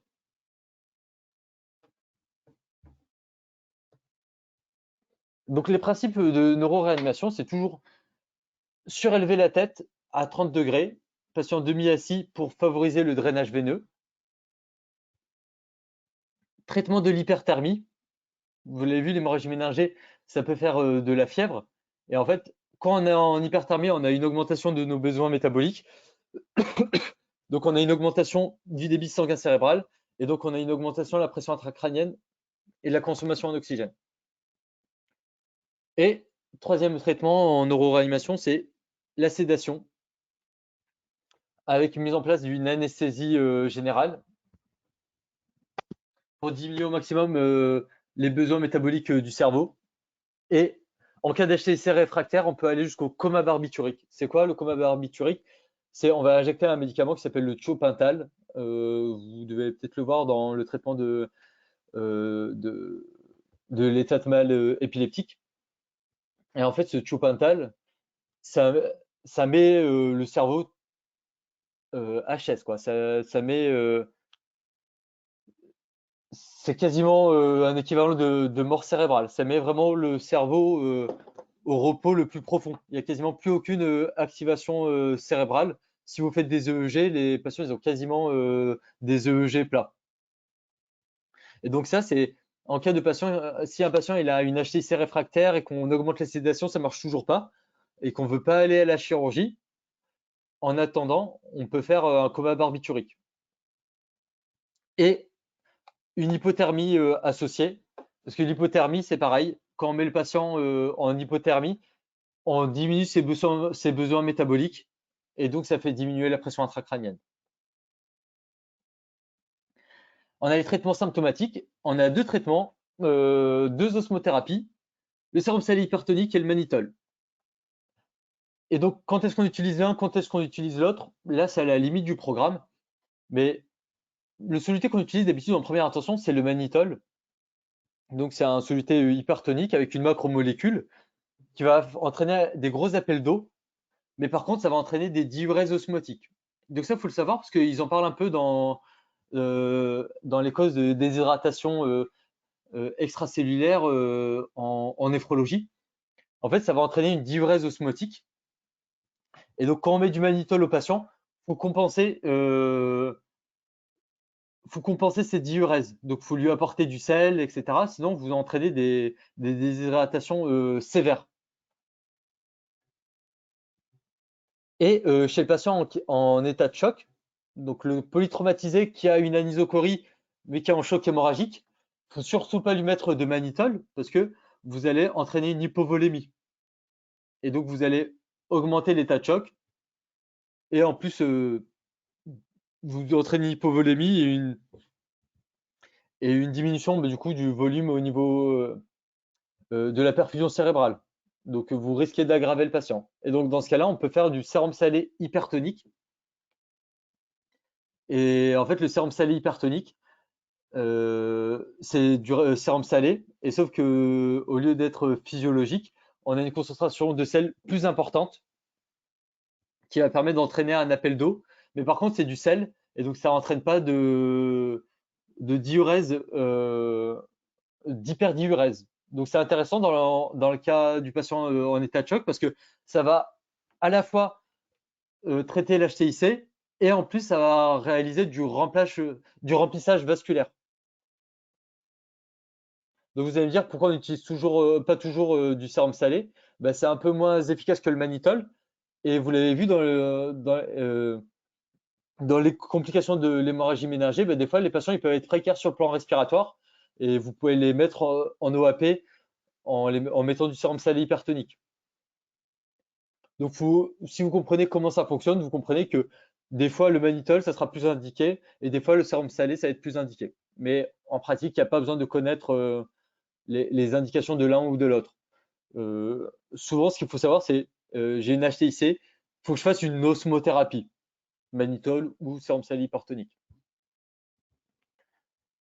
Si on a un engagement qui est imminent, on peut réaliser ce qu'on appelle non, on peut réaliser une hypocapnie. Pourquoi?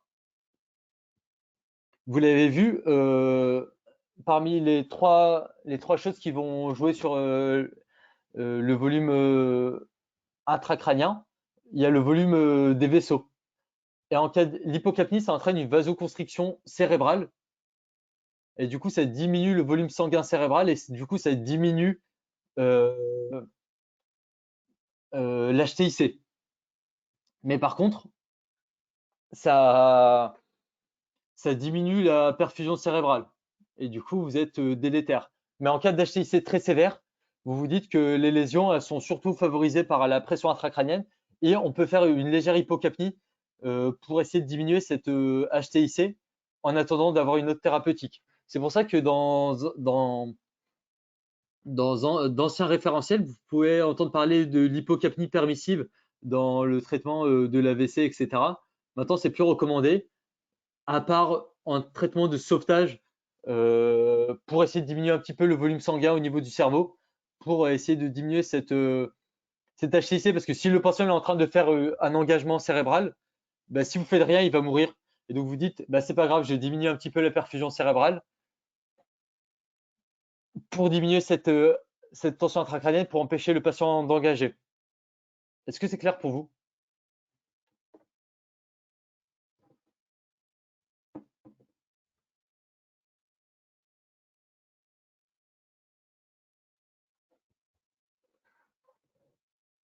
Et il y a, euh, il y a une autre thérapeutique qui peut marcher, et qui marche même très bien, c'est les corticoïdes en cas d'œdème vasogénique.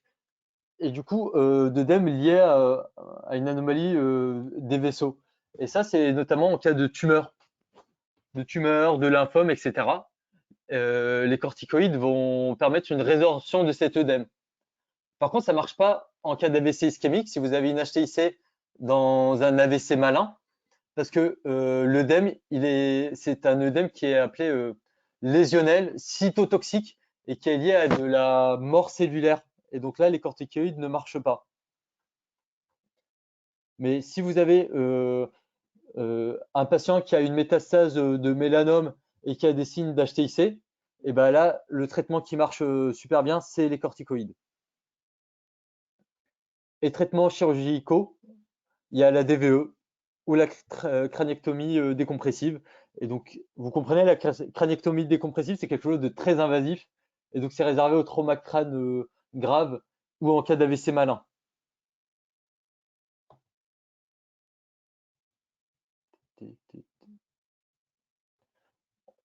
On a quasiment terminé, hein. Est-ce que vous avez des questions sur l'HTIC? Parce que là, je vais passer au traumatisme crânien.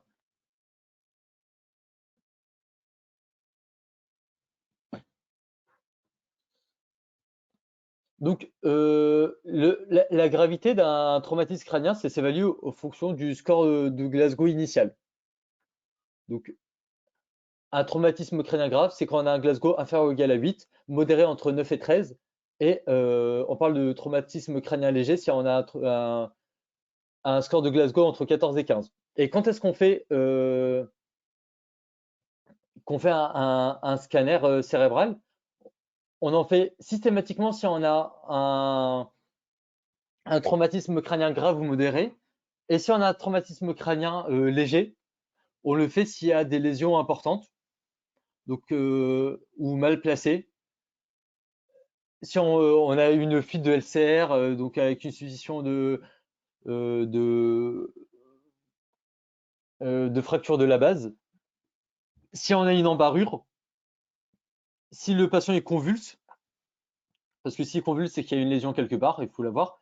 Si on a des signes de focalisation, si on est sous traitement anticoagulant ou que le patient il a des troubles de la coagulation pour une autre raison. Donc c'est assez logique. Donc le Doppler transcrânien, j'y reviens pas, je vous en ai parlé en cas d'hémorragie méningée, mais c'est pareil. Dans le traumatisme crânien, on fait un Doppler de manière systématique pour avoir une évaluation de l'hypertension intracrânienne et de la gravité du patient. Est-ce qu'il faut réaliser une osmothérapie, etc. En attendant de la mise en place d'une mesure invasive de la pression intracrânienne, donc d'un capteur de pic. En cas de traumatisme crânien grave, dans la prise en charge préhospitalière, il faut une pression artérielle systolique qui est très élevée. On est beaucoup plus élevé que dans la prise en charge du polytraumatisme grave avec choc hémorragique. Parce que là, le but, c'est pas d'empêcher que le patient saigne, c'est d'essayer que le patient ait une perfusion cérébrale adéquate. Parce que si vous avez un traumatisme crânien, vous suspectez une hypertension intracrânienne, et du coup, la perfusion cérébrale, c'est pas moins pic, et du coup, il faut élever la pression artérielle pour que le patient il continue à perfuser son cerveau. Sauf qu'en préhospitalier, vous n'avez aucun moyen de monitorer sa pression intracrânienne, et du coup, en attendant, vous augmentez la pression artérielle pour que le patient continue à bien perfuser. Pour éviter tous les épisodes d'hypotension, parce que ça a été démontré, chaque épisode d'hypotension, même s'il est de courte durée, aggrave le pronostic cérébral de ces patients. Donc, quand les patients, on va les endormir, c'est des patients chez qui on va d'emblée débuter la noradrénaline à des faibles concentrations pour éviter qu'ils fassent des chutes de tension liées aux produits d'anesthésie. Et on va monitorer le CO2 expiré, parce que vous avez compris, l'hypocapnie, ça va entraîner des vasoconstrictions cérébrales et l'hypercapnie, des vasodilatations cérébrales. Et le but, c'est de garder une capnie normale et surtout ne pas avoir des grosses variations de capnie parce que ça va entraîner des variations de perfusion cérébrale et entraîner des lésions cérébrales. Traitement chirurgical, donc DVE, maintenant vous l'avez compris, c'est chez un traumatisé crânien qui a de l'œdème cérébral diffus, pas de lésion précise, mais qui a de l'HTIC et qu'on n'arrive pas à contrôler malgré les traitements médicaux adaptés. S'il y a un hématome qui est symptomatique et extradural symptomatique, il faut l'évacuer dans tous les cas. En cas d'hématome sous-dural, il faut qu'il soit significatif pour qu'on l'évacue. Parce que la présence d'un hématome sous-dural, en cas de traumatisme crânien, c'est assez fréquent. Et en fait, il n'est pas significatif s'il fait plus de 5 mm. S'il fait moins de 5 mm, je veux dire. Donc, il n'y a pas d'indication à l'évacuer. Parce qu'une neurochirurgie, chez un patient qui a eu une agression cérébrale, sur du cerveau qui a agressé, ça peut être très délétère. Donc, si on va évacuer un hématome sous-dural qui n'est pas significatif, on sait qu'on va être délétère et pas améliorer le patient. En cas d'hydrocéphalie aiguë, ben, c'est pareil, c'est indication à drainer le LCR et du coup, on va mettre en place une DVE. L'autre indication d'un traitement chirurgical en urgence, c'est si jamais il y a une embarrure, parce que les ménages sont ouvertes, il y a un grand risque de saignement et de méningite, et du coup, il faut aller nettoyer, parer et fermer l'embarrure en urgence. Donc ça, c'est pour vous dire, le traitement chirurgical en cas de traumatisme crânien, c'est pas systématique. C'est s'il y a une HTIC réfractaire, s'il y a un hématome extradural, s'il y a un hématome sous-dural significatif, s'il y a une indication à drainer le LCR, donc hydrocéphalie aiguë. La DVE, c'est un geste chirurgical, hein. Quand je dis drainage du LCR, c'est mise en place d'une DVE. Et si jamais, bah, en fait, le cerveau il communique avec l'extérieur, et du coup, quand on a un gros risque de méningite. Donc tout ça, c'est des choses qui viennent de recommandations d'experts sur le traumatisme crânien grave, hein.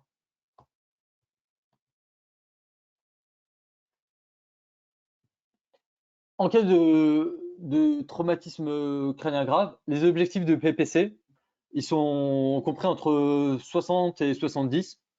Donc on a une fenêtre un peu plus étroite que dans l'hémorragie méningée, parce qu'on veut garder une pression de perfusion cérébrale un peu plus élevée, parce que là, dans l'hémorragie méningée, il y a eu un saignement, il y a eu un peu d'HTIC, mais le cerveau, globalement, il est plutôt sain. Alors que dans le traumatisme crânien, on a des lésions axonales diffuses, et donc c'est du cerveau qui est agressé, et donc il faut au maximum qu'il soit perfusé. L'hypocapnie, c'est plus recommandé. À un moment, c'était recommandé, l'hypocapnie permissible, et là, c'est vraiment pas recommandé, c'est normocapnie. Pas de traitement antiépileptique préventif.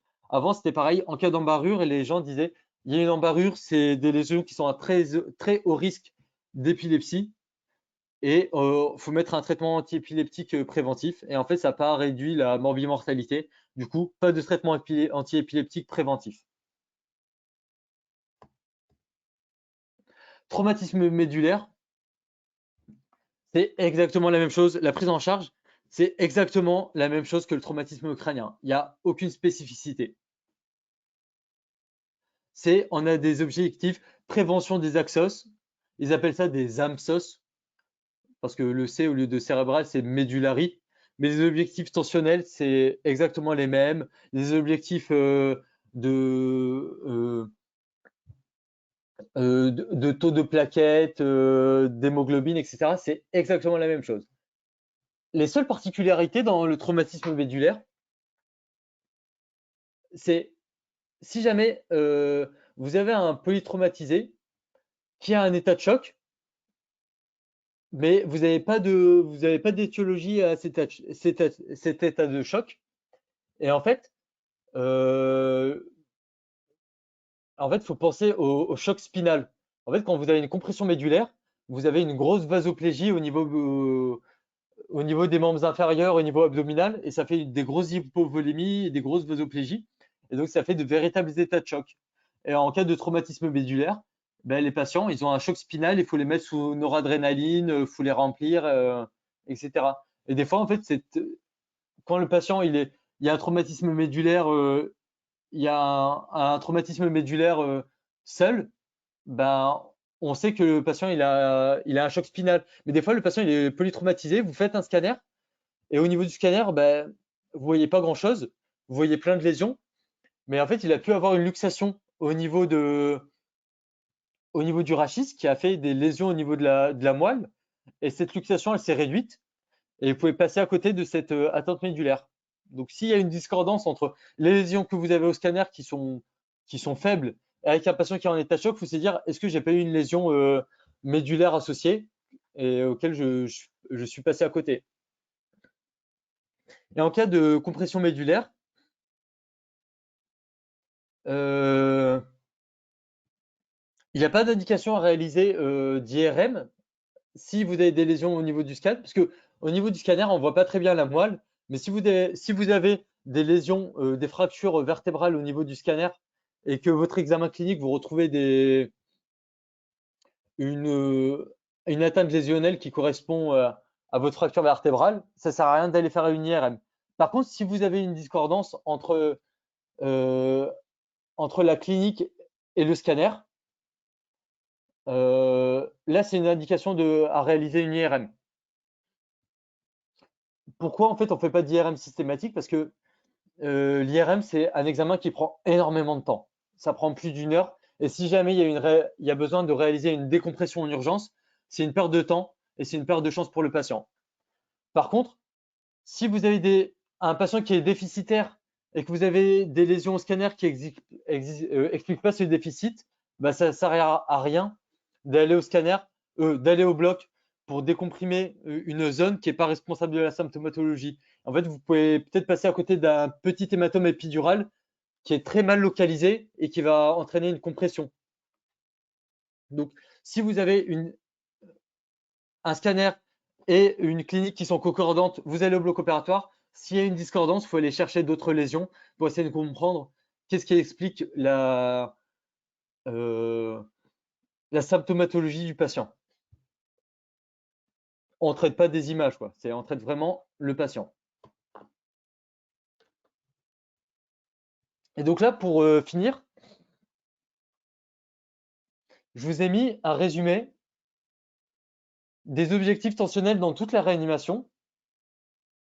Parce que quand on fait des cours, ça paraît assez logique, mais assez rapidement on s'embrouille. Donc je vous ai mis tous les objectifs tensionnels à côté pour que vous puissiez les comparer entre eux et pour mieux les retenir.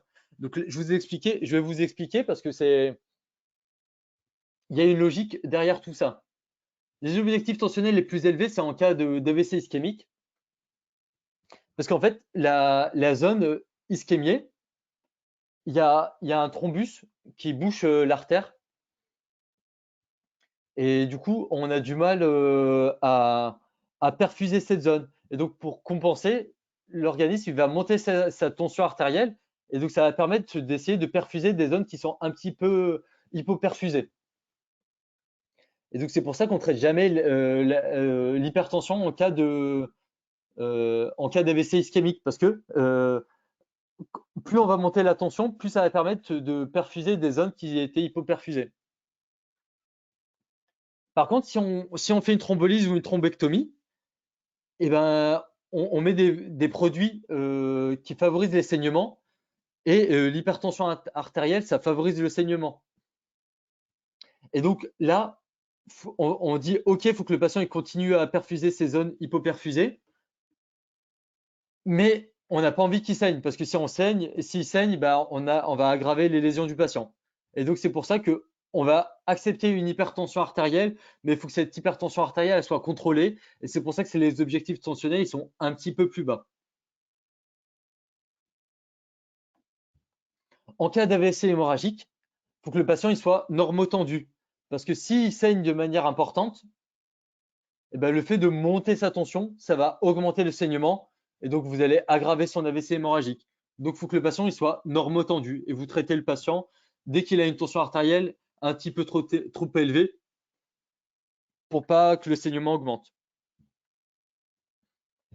En cas d'hémorragie ménagée, il faut éviter les pics de tension et les hypotensions artérielles. Et on a des objectifs de PPC qui sont compris entre 50 et 60 mm de mercure. Parce que, en comparaison, le traumatisme crânien, c'est 60-70. Et en fait, pourquoi c'est un peu plus élevé dans le traumatisme crânien? Parce que dans l'hémorragie ménagée, le cerveau il est sain. Dans le traumatisme crânien, le cerveau il est lésé. Il y a de la lésion axonale diffuse. Donc, en fait, on a besoin c'est le même principe que pour l'AVC ischémique. On a des besoins de perfusion un peu plus importants en cas de lésion neuronale pour arrêter l'agression cérébrale.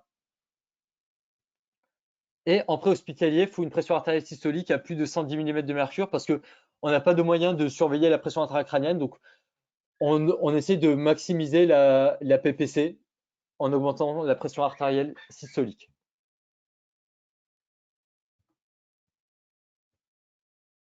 Voilà, donc cette diapo elle est vachement importante, je vous la ferai passer. Ça permet d'avoir un peu une vision globale des objectifs de tension dans toute la neuroréanimation et même la neurologie pour l'AVC ischémique. Est-ce que vous avez des questions? Est-ce que ça a été clair? Je suis désolé, en fait, j'ai la bouche totalement sèche à force de parler.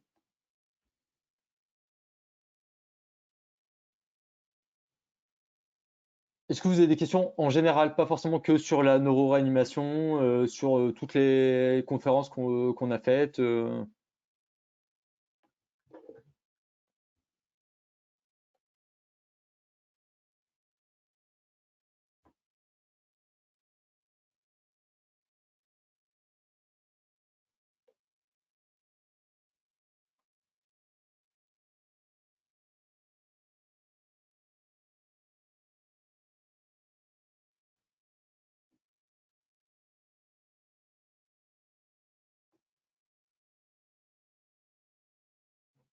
Bon, si vous n'avez pas de questions, merci beaucoup. Bon week-end, bon courage pour les révisions, bon courage pour la suite et je vous souhaite plein de réussites pour les prochaines épreuves. Mais surtout, n'hésitez pas à me contacter si vous avez des choses qui vous viennent un peu plus tardivement, si jamais vous bossez l'AREA ou et que il y a un cas clinique sur lequel vous êtes bloqué, n'hésitez pas à m'envoyer le QCM ou le cas clinique en entier pour me demander votre avis, hein. Me demander mon avis plutôt, pas votre avis. Allez, bon week-end, à la prochaine. Merci beaucoup.